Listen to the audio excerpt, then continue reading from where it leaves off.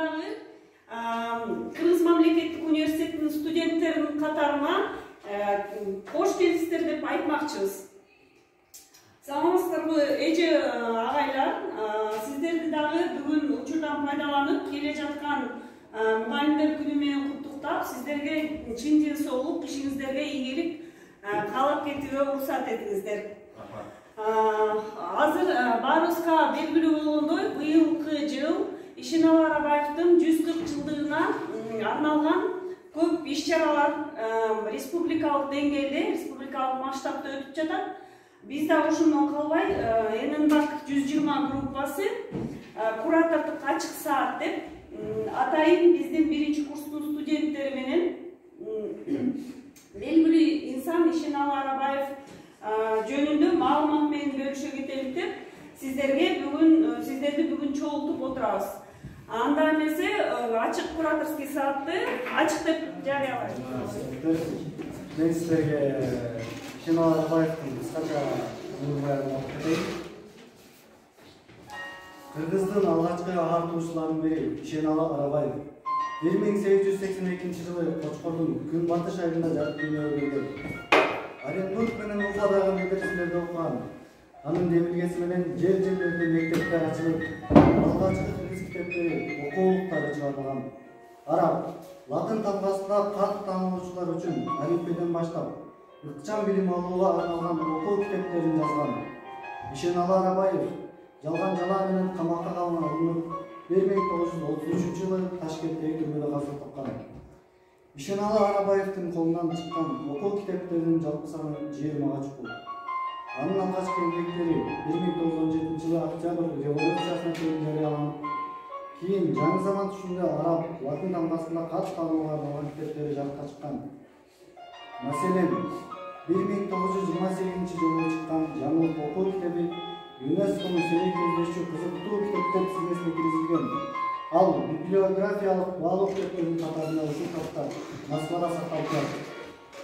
Алифбе демекчи Ишеналы Арабаев жол ачып берген кыргызча алифбекти 14 ирет жаңыланган.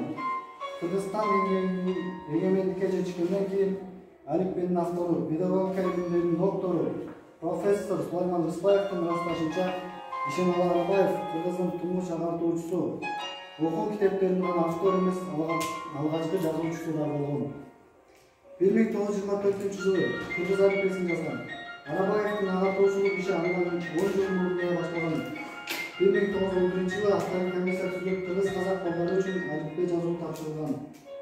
Ал кезде кыргыз казакта окумуштуу деле жок экен. Казак студенттер Сасеки Жекова биргелешип алифбе жазышкан. Ал китеп Жакип Төтө окуу китеби болгон. Ал алифбе жана шар окуу китеби дегенди түшүндүрөт. Кийин 20-жылдары кыргыз, өзбек, казак алифбелери жазылган. Бул алифбе кыргыз баласына кыргызды таануутууну көздөгөн. Ишеналы Арабаев Оренбург, Уфа, Казандагы белгилүү медреселерден билим алган.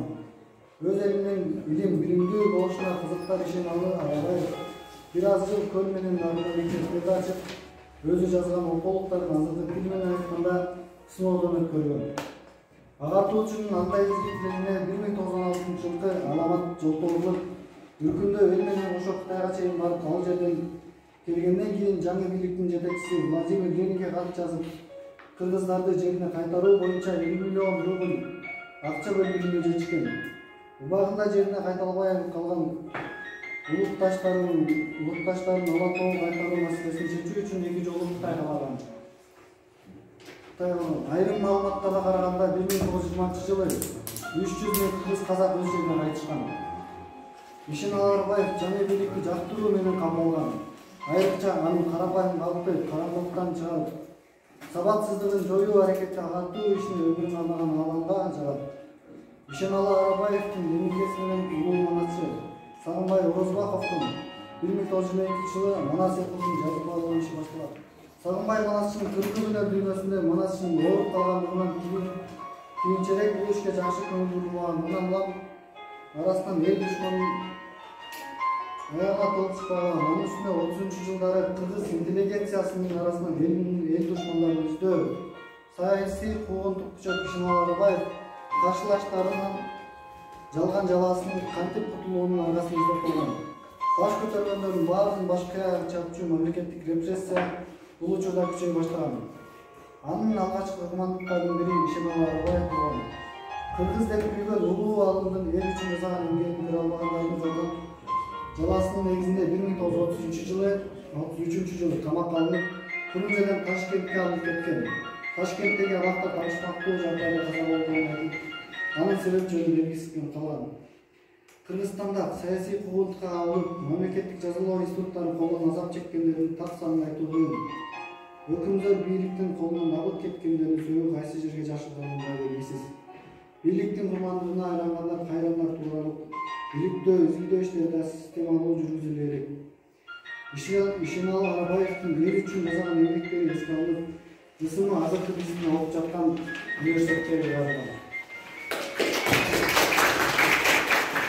Кыргыз Республикасында эң эски университеттердин бири болуп саналып, Кыргызстандын биринчи алипесинин түптөөчүсү, көрүнүктүү ойчул өзүң получается. Көрүнүктүү ойчул, акылман жана илимпоз Ишеналы Арбаевдин ысымын алып жүрөт.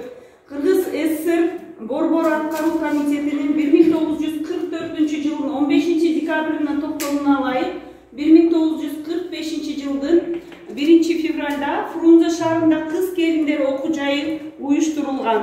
Анын базасында 1950-жылы Мугалимдер институту, 1952-жылы Маяковский атындагы кыз келиндер педагогикалык институту ачылган. 1992-жылы Кыргыз мамлекеттик педагогикалык институт, 1994-жылы Ишеналы Арбаев атындагы Кыргыз мамлекеттик педагогикалык университет деп аталган. Кыргыз Республикасынын президентинин указы менен 2005-жылы 3-майда Ишеналы Арбаев атындагы Кыргыз мамлекеттик университети болуп бекиген. Ушул акка чейин ошондой атта келет. Кыргыз мамлекеттик университет Ишеналы Арбаев атындагы учурда Ишеналы Арбаев атындагы Кыргыз мамлекеттик университети юридикалык жактын статусуна ээ болгон жана жогорку окуу жайдан кийинки орто кесиптик жана кошумча жалпы кесиптик билим берүү чөйрөсүндө билим берүү программаларын ишке ашырган мамлекеттик жогорку окуу жай болуп саналат. Университет илимий жана билим берүү мекемелери, мамлекеттик башкаруу органдары Кыргызстандын жана жакынкы жана алыскы чет өлкөлөрдүн билим берүү жана илимдин ар кандай тармактарынын ишканалары жана уюмдары үчүн кадрларды даярдоону, кайра даярдоону жана квалификацияны жогорулатуу жүзүнө ашып келет. Университеттин курамында азыркы учурда 5 институт, 8 факультет, биздин факультеттин ичинде 3 колледж, 1 гимназия, 1 лицейден турат. Ушундай чоң курам. Ишеналы Арбаев атындагы Кыргыз мамлекеттик университетте багыттар жана адистиктер боюнча орто кесиптик, жогорку, кошумча жана жогорку окуу жайдан кийинки кесиптик билим берүү чөйрөсүндө төмөнкүдөй билим берүү ишин жүргүзөт. Бул 19 орто кесиптик билим берүү программасы, средний специальный деп колледждин окуп атпай, ошо 19 орто кесиптик билим берүү программа экен. Ошондой эле жогорку кесиптик билим берүү 33 адистигине сиздер окуп жаткан бакалавр 33 направленияда кетет экен адистикте. Кыргыз Республикасынын билим берүү жана илим министрлигине карата лицензиясына ылайык магистрлерди даярдоо боюнча 21 магистрлик программа боюнча даярдайт. Ошондой эле жогорку окуу жайдан кийинки кесиптик билим берүүнүн 24 программасы, бул аспирантура жана докторантура, ошондой эле чыгыш тилдер гимназиясы. Учурда университетте 18 миңден ашуун студент окуйт экен, билим алышууда, и 1000ге жакын профессор окутуучулук курамынан турган эмгек жааматы эмгектенип келет. Рахмат көңүл бурганыңыздарга. Дальше биздин группалашыбыз Аманбек Абдин Азерди силер канчалык кун коюп укканыңарды текшерип, силерге суроо берели. Суроолорубуздун биринчи сурообуз: агартуучу Ишеналы Арбаев Кытайда калып калган мекендештери үчүн эмне кылган? Kaç yazgan? Büröөгө бербейсиңби Кайсы жылы жана ким менен жазган? Ким менен жазды эле?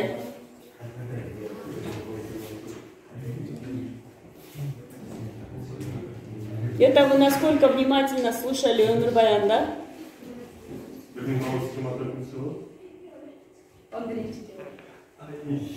11-ci жылы. Ким менен жазган? Ким менен жазган айтпа?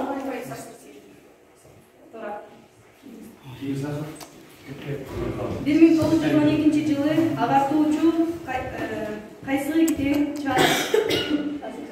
Кайсы жылы билесиз? 1912 жылы. 12-ci жылы. Дальше. Жок, жазуу На Арабаев өзі келді азыр, Арабаев келді. За все годы жизни кыргызского ученого. Google жок сөздөрү. Кайсы жактарда? Оренбург. Азыр айттык го силерге Биназир, сүрөтү менен көрсөттү го. Ким жөнөдү? На сегодняшний день назван его именем Университет, мечеть, медресе. Если дополнить Кыргызский государственный университет, школа и дом культуры села Тура-Су Тонского района Высокурской области, а также в городе Уфа установлена памятная доска в честь кыргызского ученого Ишеналы Арабаева. Биринчи курстарга как ознакомление Ишеналы Арабаев деген ким болгон и университет что представляет из себя. 3-4 курстар азыр жооп берип, призтердин баарын алып алсаңар болот. Кыргыз тилинде эң алгач басылып чыккан чыгарманын аталышы. Кыргыз тилинде эң алгач басылып чыгарылган чыгарма. Биринчиде. Ким айтты азыр Зилзала? Могуздар айтты. А сен айттың? Чын Или доска призтердин айтылсаңдар тоже.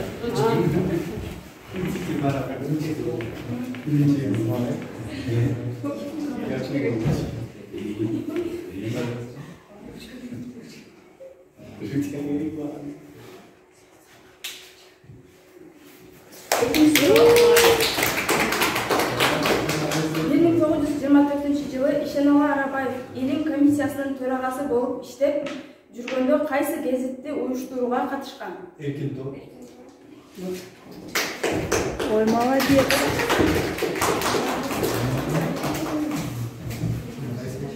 Экинчи. По горизонтали. Сайкалдын балдары Азамат экен. Эркин. Эркин тоо. Үчүнчү суроо.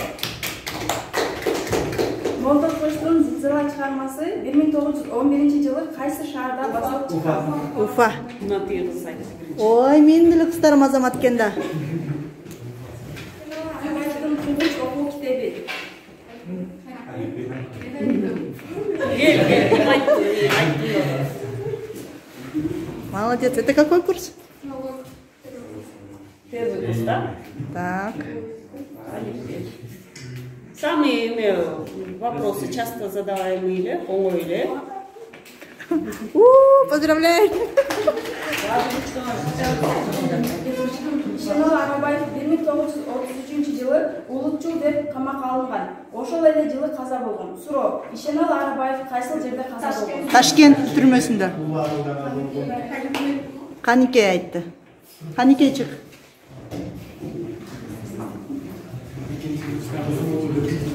Силер эмне? Унутуп калдыңбы? Дорогу молодым да тасмадым.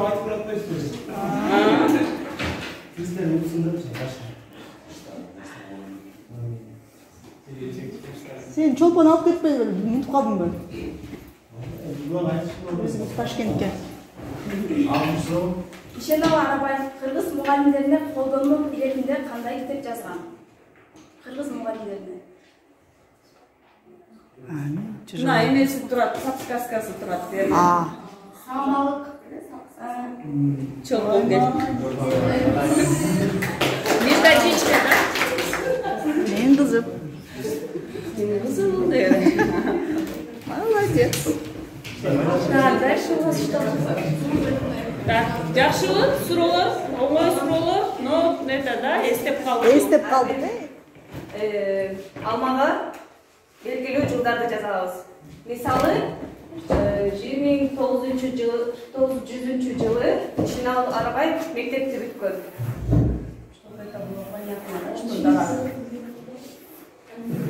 Дагы бир мисал айта кетсек,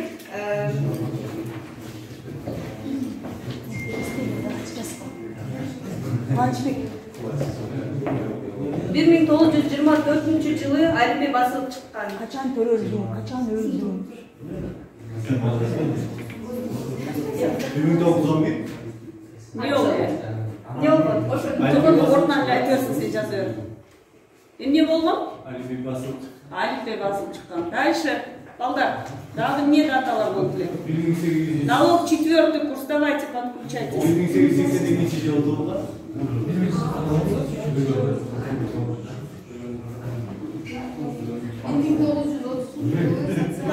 Да, Батырбек не dedin? 1882 жылы төрөлгөн. Аны жазды.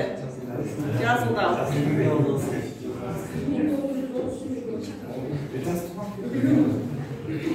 дагы